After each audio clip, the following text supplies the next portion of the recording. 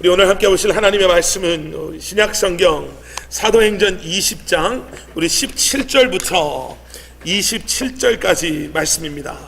사도행전 20장 17절부터 24절까지 말씀, 저와 함께 한 절씩 우리가 교독하는 형식으로 읽도록 하겠습니다. 사도행전 20장 17절부터 24절까지 말씀입니다.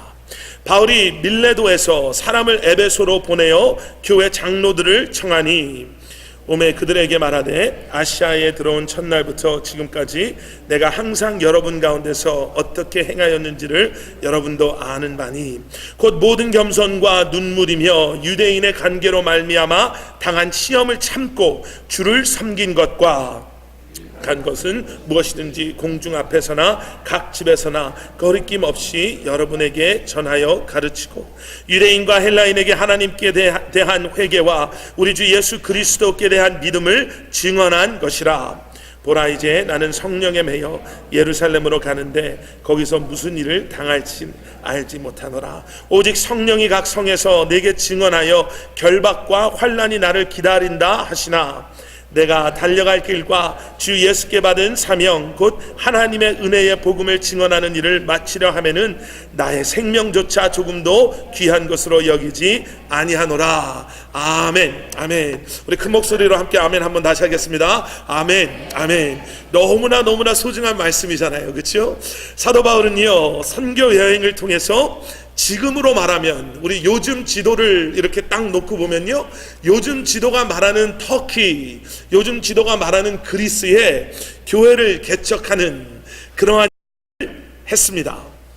그리고 우리는 바울 서신을 쭉 읽어보면요, 바울 서신 구석구석에 이렇게 숨어있는, 때로는 너무나도 분명하게 드러나 있는 사도 바울의 그러한 교회를 사랑하는 마음, 동역자들을 사랑하는 마음, 그리스도 안에서 형제 자매된 그 성도들을 사랑하는 그 각별한 마음을 저희가 어렵지 않게 찾아볼 수가 있습니다. 오늘 보신 사도행전 20장 이 16절 17절의 말씀을 이렇게 봐도요, 16절은 저희가 읽지 않았는데요, 이 말씀을 봐도 사도 바울의 그런 마음이 보여요. 성령님께서 사도 바울의 사역을 이제 한번 또 틀으시죠. 사도 바울에게 이제는 예루살렘으로 돌아가라 라는 부르심이, 그 사역의 방향이 바뀌는 일이 일어나요. 그리고 예루살렘에서 이제는 어디로 가죠? 로마로 가죠. 이제 로마에서 이제는 순교하는 이제 마지막 그 삶의 그 여정 가운데 지금 사도 바울이 있는 거예요. 근데 16절 말씀을 보니까 이런 얘기가 나와요. 바울이 아시아에서, 여기서 말하는 아시아는 지금 아까 말씀드린 그 터키, 우리 그리스, 지금의 터키와 그리스 지역인데요, 아시아에서 지체하지 않기 위하여 예루살렘으로 돌아가는데 에베소를 지나 배 타고 가기로 작정하였으니 이는 될 수 있는 대로 오순절 안에 예루살렘에 이르려고 급히 가미러라. 자, 여기서 무슨 얘기가 나오냐면요, 이제 성령님께서 예루살렘으로 돌아가라 라고 말씀하시는데, 배를 타고 하루라도 빨리 가서 오순절이라는 절기 안에 예루살렘에 도착해야 되는 이 타임테이블이 있는 거예요. 시간이 있는 거예요. 언제 전까지 지금 예루살렘에 도착을 하려고 해서 지금 여기서 굳이 에베소를 지나서 배를 타고 갑니다라고 얘기하는 거예요. 뭐 에베소 말고 다른 도시들도 있는데 에베소를 집어서 말해요. 그만큼 사도 바울에게는 에베소가 애착이 가는, 사도 바울이 개척하고요 3년 동안 함께 했던 공동체가 에베소 교회예요. 그러니까 얼마나 마음에 그 에베소 교회가, 그리고 에베소 교회에 있는 형제 자매들이 얼마나 소중하겠어요. 그러니까 저도 이거 읽어보면서 나도 나중에 시간이 오래 지나가서 어디서 무엇을 할지는 모르겠지만 그때마다 나는 남부 플로리다를 생각하면 여러 가지 것 중에 우리 커버넌트 교회가 참 생각이 많이 나겠죠. 무엇보다도 많이 나겠죠. 여기 계신 성도님들이 얼마나 기억에 남겠어요. 그런데 그 시간이라는 것 때문에 에베소를 지나가요. 근데 여기서 사도 바울이 에베소 교회를 향한 애틋한 각별한 마음이 17절 18절에 등장해요. 17절에 뭐라고 나오냐면, 지나갈 수밖에 없었는데 밀레도라는 곳, 밀레도는 항구 도시거든요. 에베소에서 남쪽으로 한 30마일 떨어져 있는 항구 도시에서 이 배가 쓸 때 미리 사람들을 보내서 에베소 교회로 보내서 교회 리더십을, 교회 장로들을 부르는 거예요. 내가 에베소까지는 갈 수 없는데 내가 오순절 전까지 예루살렘에 도착해야 돼서 내가 에베소까지 갈 수는 없지만 내가 밀레도에서 잠깐 쓸 때 너희의 리더들을, 에베소 교회의 우리 장로님들을 좀 불러주십시오. 그랬더니 18절에 보니까 오메, 저도 이 오메 처음에 읽고 사투리인 줄 알았거든요. 한국 성경이 제가 가끔 이럴 때가 있어요. 오메, 그들이 무슨 다른 사투리로 읽혀지는 줄 알았는데요. 왔어요. 오라고 하니까 와요. 우리가 지금이야 30마일이니까 자동차 시동 걸고 뭐 하이웨이로 가면 뭐 1분에 1마일 가서 한 30분 트래픽 있으면 1시간 뭐 45분 이렇게 해서 다니는 거지, 그 당시 30마일이면 참 힘들고 어렵고 잠깐 만날 건데 또 막연한 생각에 뭐 우리 또 한번 만나지 않겠습니까 라는 생각인데요, 오라고 하니까 가는 거예요. 거기 가서 사도 바울의 고별 메시지, 여러분들이 가지고 계신 성경 그 위에, 제 성경에는 파란 타이틀로 17절 위에 에베소 장로들에게 고별 설교를 하다 이렇게 나와 있거든요. 마지막 권면을 해요. 마지막 설교를 하는 거예요. 어떻게 보면 지금 이 상황을 모르는 상황에서는 그냥 귀찮을 수도 있고 빨리 갔다가 돌아오는 길에 들리면 되고, 에베소 교회가 그렇게 좀 소중한 교회인데 좀 나중에라도 들릴 기회가 있지 않겠습니까? 하지만 우리는 알잖아요. 지금 여기서 지금 이 이야기가 전개되는, 그리고 이 뒤의 이야기를 알잖아요. 마지막 만남이에요. 정말 애틋한, 정말 마지막 설교를 지금 에베소 교회에게, 에베소 교회 장로들을 통해서 사도 바울이 남겨주는 거예요. 근데 그 18절 보니까요, 사도 바울이 그들이 왔을 때 이렇게 말했다고 나와 있어요.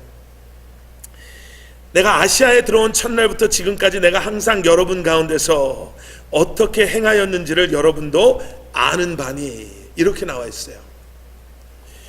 제가 오늘 설교 제목을 나로 말할 것 같으면 이렇게 잡았거든요.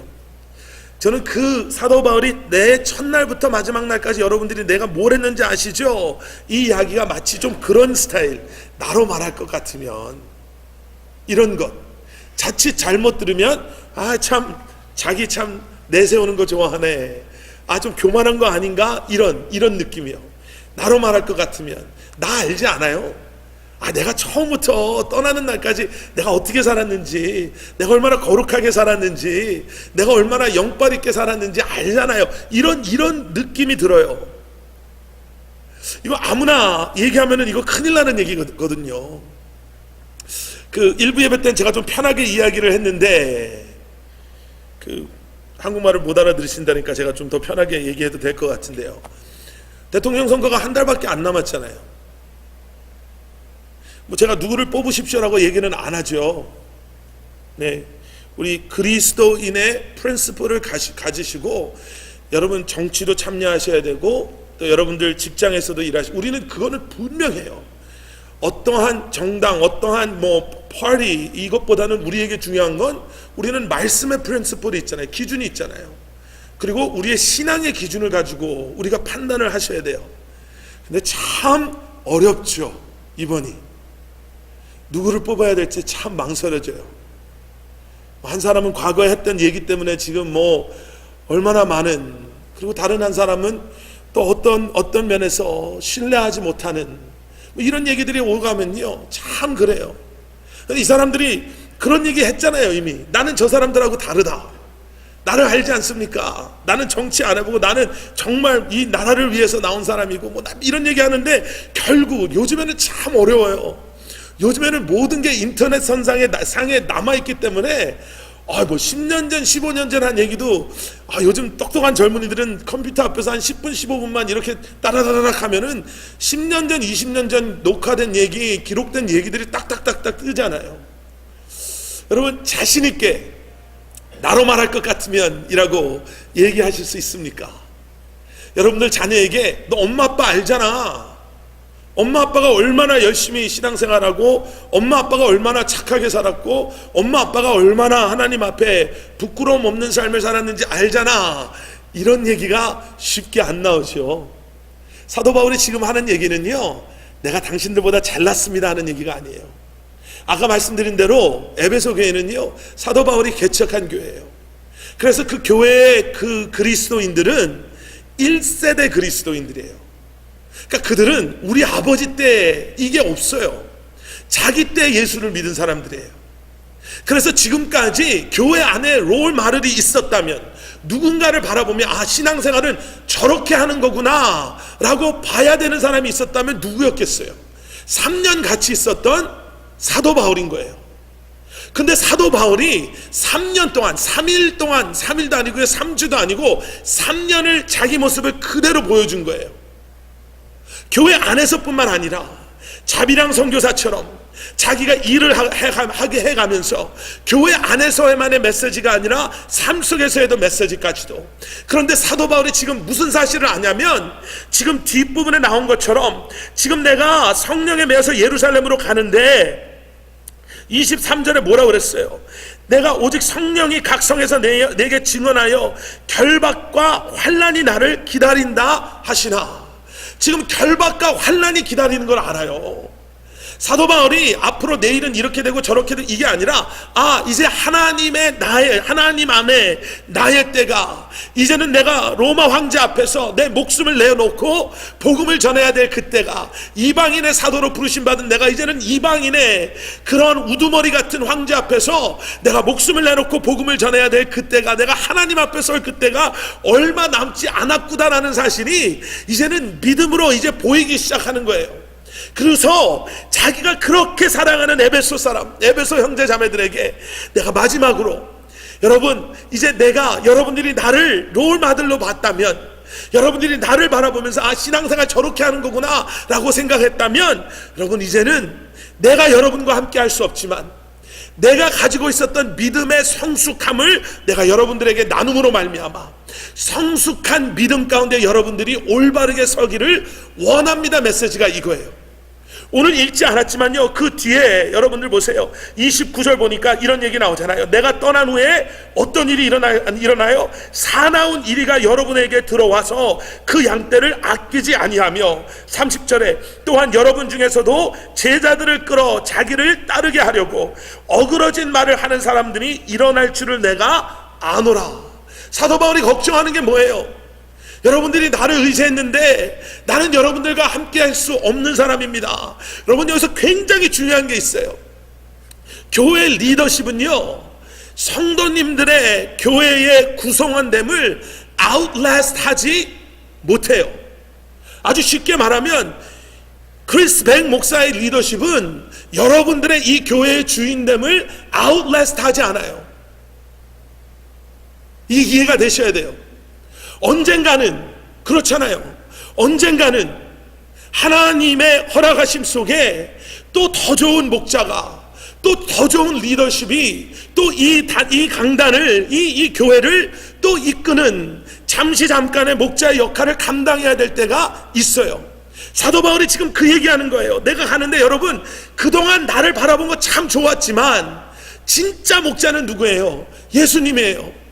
그리고 이러한 변화 속에서 끊임없이 우리는 외부로 오는 어려움과 내부 안에 있는 아픔 때문에 교회를 흔들려고 하는 이 세상의 그러한 유혹과 어려움을 당면하게 될 겁니다. 그런데 이걸 어떻게 이겨요? 사도 바울이 있어서 이기는 게 아니에요. 내가 여러분들과 함께 있어서 이기는 게 아니에요. 어떻게 해서 이겨요? 우리 한 사람 한 사람이 신앙 안에서 구원받은 하나님의 자녀된 우리가 이제는 신앙과 믿음 안에서 성숙한 그리스도인으로서의 모습을 갖추어 나갈 때, 여러분, 우리는 예수 그리스도를 주인 삼아, 목자 삼아 이 땅에서 주님과 함께 동행하는 그러한 삶, 그러한 공동체로 세워져 나갈 줄로 믿습니다. 우리 개인 삶도 마찬가지잖아요. 우리 개인적인 삶도요, 어려움이, 아픔이 외부적인 어려움, 그런데 더 어려운 건 뭐예요? 내부적인 어려움이에요. 내 안의 어려움이요, 내 안에 내가 가지고 있는 아픔들이요, 우리 안에 우리가 스스로 우리를 힘들게 하는 나의 죄책감, 나의 그러한 마음들이요. 근데 사도 바울이요, 우리는 그것을 성숙함으로 떨쳐버려야 됩니다 라고 얘기하면서요, 네 가지를 오늘 본문에서 이야기해요. 성숙한 그리스도인이 갖춰야 되는 네 가지. 첫 번째는 뭐냐면 19절에 나오는 말씀, 곧 모든 겸손과 눈물이며 유대인의 관계로 말미암아 당한 시험을 참고 주를 섬긴 것과 첫 번째 성숙함에 나아가기 위해서 우리가 갖춰야 되는 건요, 우리가 너무나도 잘 아는 겸손함이에요. humility예요. 그런데 여기서 저희가 중요한 것, 여기서 우리가 조금 더 지금 사도 바울이 말하자고 하는 겸손함의 의미를 알아야 돼요. 제가 오늘 일부 예배 때도 그런 말씀 드렸는데, 여러분 미국 분들은요, 우리 한국 사람들을 대부분 겸손하다고 얘기하나요? 겸손하지 않다고 얘기하나요? 겸손하다고 생각해요. 동양 사람들을 겸손하다고 생각해요. 우리도 때로는 그러잖아요. 미국 친구들, 아이들 친구들이 와서 집에 놀러 왔는데, 그런 적 없으세요? 걔네들이 미세스 킴, 미스터 킴 이렇게 안 부르고 이름 first name 부른 그런 적 없으세요? 저는 얼마 전에 그런 일이 있어가지고 굉장히 황당했거든요. 저한테 Hey Chris 그러는 거예요. 그래가지고 얘가 한국 아이면은 이걸 근데 그런 데서 우리는 어떻게 해요? 우리는 처음 만난 사람 봐도 우리는 고개가 숙여지잖아요. 저는 아직도 란 목사님한테 썰 그러거든요. 저랑 한 달에 한 번 만나고 저랑 할 때 오케이 썰 이러거든요. 그렇게 안 해도 되는데 그렇게 나와요. 근데 우리는 좀 사람들이 보기에 한국 사람들이 좀 그렇잖아요. 인사도 잘하고 말도 많이 안 하고, 사실은 영어가 힘들어서 안 하는데 참 입도 무겁고 저분들은 말도 참 아끼고 이런 얘기 듣잖아요. 그래서 우리가 겸손함에 대해서 오늘 19절에 나오는 겸손함에 대해서 저희가 조금 더 이해를 하셔야 돼요. 사도 바울이 겸손함과 붙이는 단어가 있어요. 뭘 붙여요? 눈물을 붙여요. 여기서 말하는 겸손함은요, 눈물과 함께 있는 단어예요. 지금 여기서 말하는 겸손이라는 단어의 의미는 뭐라고 그러죠? honesty, 진실된 것, 솔직한 것, 그리고 authenticity, 진짜, 진짜 배기, 이거와 같이 가는 거예요. 여러분 아주 솔직히 대답 안 하셔도 되는데요, 우리가 사람들과 같이 있을 때 서로 이렇게 존중해주고 인사해주고, 우리 한국 어른들과 계시고 한국 분들과 계실 때 서로 고개 숙여서 인사하고 이럴 때, 여러분 진짜 우리 마음속에서 그 겸손함과 그 사랑과 존중이 그 받침이 되는 그러한 리스펙트와 그러한 겸손함의 표현이 그것입니까? 아니면 우리가 그냥 익숙해서 그냥 마음은 그렇지 않은데 나이가 많고 이래서 그런 마음으로 하십니까? 사도 바울이 지금 여기 하는 이 얘기 잘 들어보세요. 모든 겸손과 눈물인데요, 유대인의 관계로 말미암아 당한 시험을 어떻게 해서 참았대요? 내가 주를 섬긴 것처럼 내가 참았다고 해요. 여기서 참았다는 것은 그래 내가 한번 참고 말지가 아니라, 여기서 그냥 참았다는 단어와 같이 가는 설명, 주님을 섬기는 것처럼. 여러분 사도 바울이 말하는 겸손은요, 아까 말씀드린 honesty, 진짜 진실된 마음, authentic한 마음, 진짜 백의 마음, 그 마음인데 그 마음이 무슨 마음이에요? 내가 예수님을 섬기는 진짜 마음을 가지고 내가 나를 힘들게 하는 사람에게까지도 내가 눈물을 먹으면서, 눈물을 흘리면서 내가 겸손함, 누구의 마음이에요? 예수님의 마음을 가지고 그 사람을 섬기겠습니다. 여러분 이게 사도 바울이 말하는 그리스도인의 성숙함에 우리가 갖춰야 되는 겸손함이에요. 지금 이 얘기하면서도 제가 굉장히 찔리죠. 여러분도 찔리시기를 바랍니다. 두 번째는요, 나눔의 삶이에요. 20절 보니까 그리고 그 다음에 이런 얘기가 나와요. 유익한 것은 무엇이든지 공중 앞에서나 집에서나 꺼리낌 없이 여러분에게 전하여 가르치고. 여기서 말하는 유익한 것이 뭐겠어요? 여기서 말하는 유익한 것은 생명을 살리는 거죠. 복음이죠. 구원이죠. 예수님의 사랑이죠. 여러분 우리가 다른 것 나누는 것도 익숙해져야 되지만, 사도 바울이 지금 여기서 두 가지를 분명하게 말해요. 처음에는 뭘 말하냐면 공중 앞에서 나누는 것. 저처럼 지금 여러분들 앞에서 서서 우리의 입술로 선포하며 나누는 거예요. 여러분 제가 여기서 뭘 나누겠어요? 사도 바울이 공중 앞에서 뭘 나눴겠어요? 유익한 것, 우리에게 유익한 것 무엇이든지 그게 뭐였겠어요? 거기서 장판을 팔았겠어요? 약을 팔았겠어요? 한 얘기는 복음밖에 없는 거예요. 목숨 걸어놓고 한 그거. 여러분 성숙한 그리스도인의 입에서는요, 다른 어떠한 것의 나눔 이전에 예수 그리스도의 사랑과 복음의 은혜와 능력이 선포되어지고 나누어져야 될 줄로 믿습니다. 그런데 중요한 게 그 뒤에 나와요. 공중 앞에서나, 그 다음에 뭐라고 나와요? 각 집에서예요. 그러니까 선포되는 나눔만 있는 것이 아니라 집에서, 여기서 말하는 집이라는 건 관계십이죠. relationship이죠. 삶을 나누는 거죠. 우리가 나눠야 되는 것은 입술로 선포되어지는 것뿐만 아니라 우리의 삶, 관계, 우리의 라이프를 함께 나눔으로 말미암아 선포되어진 것과 행함이 함께 되어지는 삶, 그러한 삶을 갖추는 것이 성숙한 그리스도인의 모습입니다. 또 찔리죠. 근데 세 번째요, 이 얘기가 나와요. 세 번째 갖춰야 되는 건 순종이에요. 오비디언스예요. 그 뒤에 22절에 보니까 사도 바울이 이렇게 얘기해요. 보라, 이제 나는 성령에 매여 예루살렘으로 가는데, 여기에 순교의 모습이요, 좀 우리 눈에는 부정적인 그런 모습으로 비춰져요. 성령에 매였대요. 이렇게 코 낀 것 같은 것, 목에 이렇게 뭐가 낀 것 같은 것. 여러분, 우리가 obedience, obey 하다, 우리가 순종이라는 단어는 그래도 좀 한국말로 얘기하면 다른데, 영어로 obedience 그러면은 뭐가 생각이 나세요? 영어로 obedience 하면 사람들이 생각나는 게 이미지가 두 개가 있대요. 하나는 뭐냐면 집에서 기르는 개. 그래서 뭐 obedience school, 개가 말을 안 들으면 말 잘 듣는 거 훈련받는 학교도 돈 내고 보내고 하잖아요. 아, 얘가 아직도 뭐 똥오줌을 못 가려, 아직 집에서 이래, 얘 혼나야 돼, 밥을 주지 않아야 돼, 뭐 이런, 그래서 얘가 말 잘 듣게, 그래서 뭘 줘서 뭐 앉게 하고 굴르게 하고, 그 이미지가 생각나고요. 또 하나는 뭐가 생각이 나냐면 아이들이 생각이 난대요. 우리 애들 너무 말을 안 들어서 얘 어떻게 하면 말 좀 잘 듣게 할 수 있을까요? 엄마 말을 순종을 안 해요. 뭐 하라 그러면 항상 돌을 달고, 뭐 하라 그러면 꼭 이렇고. 예. 그런데 그 두 가지 이미지에서 공통적으로 등장하는 게 뭐냐면 discipline이라는 단어, 규율. 그러니까 이런 거를 안 들으니까 오베이를 해야 되죠.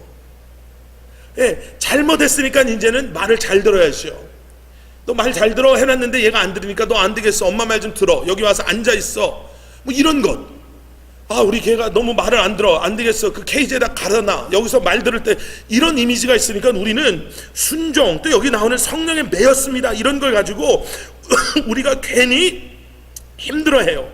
그래서 우리는 성숙함을요, 잘못 이해해서 perfection, 완벽한 거로 생각할 때가 있어요. 나는 성숙하지 않죠. 어떻게 우리가 성숙한 그리스도인이 돼요? 그런 생각이 들어요. 어떻게 내가 완벽해요? 아직도 내가 힘들어하는 부분이 있는데. 그런데 여기서 중요한 게 뭐냐면요, 여러분, 우리가 우리의 수준을, 기준을 낮추면요, 우리와 하나님과의 관계의 그런 기준을 낮춰버리면 그것이 우리의 삶을 다 틀어뜨려 버려요. 우리 미국, 제가 그런 표현 쓴 적도 있는데요, 이런 표현이 있어요. 학교에서 공부하는 애들이, 대학교에서 공부하는 애들이 C's get degree, 그런 얘기가 있어요. C만 받으면 졸업장 받는다, 이거죠. A 학점 받아도 졸업장 나오고, C 학점, 그러니까 낙제만 안 하면 졸업장 받는다. 그런데 그런 마음이요, 우리와 하나님과의 관계 속에 우리의 attitude, 우리의 기대가 될 때가 있어요. 아, 내가 구원만 받으면 되지, 아, 이렇게 복잡하게 신앙생활 할 필요가 있어, 주일날 교회만 가면 되지, 이런 마음이요. 하나님과의 우리의 관계도 그래요. 아, 내가 무슨 하나님의 음성을 듣고 내가 하나님의 뜻을 분별하고 내가 어떻게 기도 생활하고 뭐 이런 얘기, 내가 어떻게 그렇게 순종하며 내가 하나님이 원하시는 그러한 온전한 마음. 여러분, 근데 그게 왜 중요하냐면요, 우리와 하나님과의 관계가 결국에는 그것이 overflow 한다고 하죠. 그게 넘쳐서 그 마음이 우리의 다른 삶의 영역으로 가는 거예요. 생각해 보세요. 내가 하나님이 아빠가, 나는 정말 순결한, 정말 세상의 유혹에 눈 돌리지 않고 내가 하나님만 바라보며 내 온전한 마음을 하나님께 드리는, 내가 하나님만 사랑하는 그러한 하나님의 아들, 그러한 예배자가 되겠습니다라는 이 사람의 마음이 집에 와서 부인을 바라볼 때 한눈 파는 그러한 남편이 되겠어요? 안 되죠. 그럴 수 없죠. 하나님 앞에 그런 고백이 어떻게 엉뚱하게 내 삶에서 드러나겠어요? 내가 하나님 앞에, 하나님, 내 마음을 다스려 주세요. 내 마음에 지금 아직도 이렇게 다스리지 못하는 욱하는 마음, 내가 이렇게 정말 이런 마음이 있습니다. 이런 마음 내가 다스려 주시고, 내가 하나님의 온유함, 예수님의 사랑, 예수님의 그 참을성, 그걸 가지는 그런 하나님의 사람이 되고 싶은 사람이, 내가 그런 고백한 사람이 집에 와서 아이들한테 뭐 폭력을 휘두르고 막 뭐 언어로 아이를 막 어뷰스하는 아빠가 되겠어요? 여러분, 이게 왜 중요하냐면요, 이 순종에 대한 이야기가 왜 중요하냐면 여기서 시작되는 거예요. 하나님 앞에 순종할 때 나와 하나님과의 관계가 오버플로우해서 이 세상과의 나의 관계로 들어가는 거예요. 우리의 실수는 세상과 우리의 관계가 우리와 하나님과의 관계를 디파인하게 하는 거예요. 세상에서 그냥 어떻게 해서도 세상 사람들 눈에만 안 보이면 되지, 이런 마음이 하나님께 우리가 그 마음을 가지고 온다니까요. 순종을 하면 우리에게 주시는 은혜가 있어요. 우리가 그 성화라는 단어를 사용하잖아요. 예수님을 닮아가는 것. 구원받은 우리가 이제는 부르시는 그날까지 우리가 목숨 걸고 해야 되는 게 있어요. 그게 뭐냐면 예수님 흉내내는 거예요. 예수님 닮아가는 거예요. 그런데 우리가 예수님을 그럼 어떻게 닮아갑니까? 라는 질문을 여러분들은 어떻게 대답하시겠어요? 한 단어가 순종이에요. 순종하면 예수님을 닮는 거예요. 보세요. 예수님이 기도했습니다. 목사님이 여기 서서 예수님도 새벽 기도했습니다. 여러분, 새벽 기도 나와야지 예수님 닮는 겁니다. 이 말이 틀리지도 않을 수도 있죠. 그런데 진짜 순종은, 사도 바울이 말하는 순종은 3단계예요. 처음은 listening, 두 번째는 learning, 세 번째는 following이에요. 하나님의 음성을 듣는 거예요. 그리고 나니 그 들은 하나님의 음성이 내 마음에, learning이라는 표현이 좀 그렇지만 내 마음을 컨빅트하는 거예요. 내 마음의 확신을, 내 마음을 이렇게 꽉 잡으세요. 내가 거기에 컨빈스가 되는 거예요. 아, 그거구나. 그러고 나서 팔로우하는 거예요. 보세요. 목사님이 새벽 기도 나오셔야 됩니다. 기도해야 됩니다. 그냥 예를 드는 거예요. 기도해야 됩니다. 예, 그럼 그걸 쫓아가면서 아, 이렇게 하는 게 예수님 흉내내는 거구나 라고 얘기할 수 있어요. 그런데 사도 바울이 말하는 여기서의 순종은 그게 아니에요. 여러분, 하나님께 귀를 기울이셔야 돼요. 말씀을 통해, 삶을 통해서 주시는 그 음성에 귀 기울이셔야 돼요. 그 음성이, 야, 내가 너를 회복하고 싶고, 내가 너에게 위대한 걸 보여주고 싶고, 내가 너를 통해서 역사하고 싶다, 이 음성이 들리는 거예요. 그래서 주님, 그러면 내가 어떻게 하면 좋겠습니까? 라고 하니까 너가 나와 시간을 더 보내야 된다. 말씀을 통해서, 기도를 통해서, 우리가 교제함 속에서, 그래서 내가 그걸 팔로우하면서 기도하기 시작해요. 그랬더니 기도하고 있는 내 모습이 기도하신 예수님의 모습을 순종했더니 닮아가는 거예요. 예수님이 이 땅에 복음을, 구원, 잃어버린 영혼을 찾으러 왔습니다. 아, 그래서 우리도 선교해야 되나 보다. 그래서 우리도 전도해야 되나 보다. 그러면 그게 힘들어요. 그런데 억지로 해요. 왜냐하면 우린 예수님을 닮아가야 되니까. 그런데 성경에서 말하는 건 그게 아니에요. 내 사랑하는 아들아, 내 사랑하는 딸아, 내 사랑 네가 알지? 그 음성 들리는 거예요. 나 같은 죄인, 우리가 지금 호세아 말씀 보는 것처럼 내가 고멜이었는데, 내가 그렇게 음란한 사람이고 내가 죄인이었는데 나를 자녀 삼아주신 하나님, 내 마음에 확신이 오는 거예요. 그 은혜가 오는 거예요. 그랬더니 이제는 내가 이거를 감출 수 없는 거예요. 그래서 내가 나가서 보이는 사람한테 누가 하라고 안 하고가 아니라 내가 가서 전했더니 내가 지금 뭐 하고 있는 거예요? 순종했더니 지금 내가 예수님의 삶을 쫓아가고 있는 거예요. 여러분, 순종이 콧께서 끌려가는 게 아니라 순종의 은혜가 이거예요. 순종하니까 우리가 주님과 닮아가는, 예수님과 닮아가는 삶을 살기 시작하게 되는 것. 여러분들 삶 가운데 순종의 은혜와 순종함의 기쁨이 있으시기를 주님의 이름으로 축원합니다. 그리고 마지막은요, 관점이에요. 내 삶이, 그리고 내 세상이 갑자기 커져요. 다 알아서 커지는 게 아니에요. 내가 다 보여서 커지는 게 아니에요. 하나님을 보니까 하나님의 일하심의 그 일이 너무나 큰 거예요. 그래서 이제 내 앞에 있는 작은 것들 때문에 내가 낙심하고 실망하고 거기에 머물러 있지 않아요. Healthy confidence라고 하죠. 교만한, 아, 나는 정말 잘났어, 뭐 내가 제일 잘 나가, 뭐 한국 그런 노래도 있더라고요. 내가 제일 잘 나가, 이런 관점이 아니라요, 건강한 믿음의 담대함이 우리 안에 올바르게 생기는 거예요. 사람들 눈 의식하지 않죠. 제가 오늘 이 영상을 보여드리려고 했는데 너무 늦게 봐서 제가 준비를 못했는데요, 대만에서 우리 한국으로 말하면 뭐 연말에 하는 무슨 시상식, 무슨 영화 배우 시상식을 해요. 근데 대만에 그 시상식에 상을 받은 배우, 남자 배우가 나와서요, 시상 소감을 대만에서 주기도문을 했어요. 근데 제가 카카오로 한번 올려드릴게요. 누가 대충 한국말로 번역을 해놔서 이제 그분이 하는 얘기가 들려요. 조심스럽게 시작을 했어. 그리고 부탁하듯이 시작을 해요. 내가 다른 그냥 구차 뭐 이렇게 사람들이 말하는 그냥 비슷한 반복적인 고맙습니다 고맙습니다 고맙습니다 이거 안 하고, 내가 기도했으면 좋겠습니다 하고 괜찮죠? 하고 주기도문을 외워요. 그러면서 주기도문을 그냥 외우는 게 아니라 주기도문을 선포해요. 맨 마지막에 아멘까지. 저는 대만이 어떤지는 자세하게는 모르겠어요. 뭐 중국보다는 훨씬 낫겠죠. 그런데 요즘 미국에서도 주기도문 못 하잖아요. 그런 데서. 한국에서도 그런 거 하면은 얼마나 질타가 심한데요. 건강한 컨피던스는 그거예요. 내가 기억해야 되는 눈이 있어요. 내가 눈치 봐야 되는 분이 계세요. 부정적인 눈치가 아니라요, 하늘에서 벼락이 떨어질까? 나 혼나는 거 아니야? 뭐 이러다가 나쁜 일 생기는 거 아니야? 이거가 아니고요. 세상의 눈치를 바라보는 것이 아니라 주님 앞에 내가 건강한 담대함을 가지고. 왜요? 내 세상이 갑자기 커졌어요.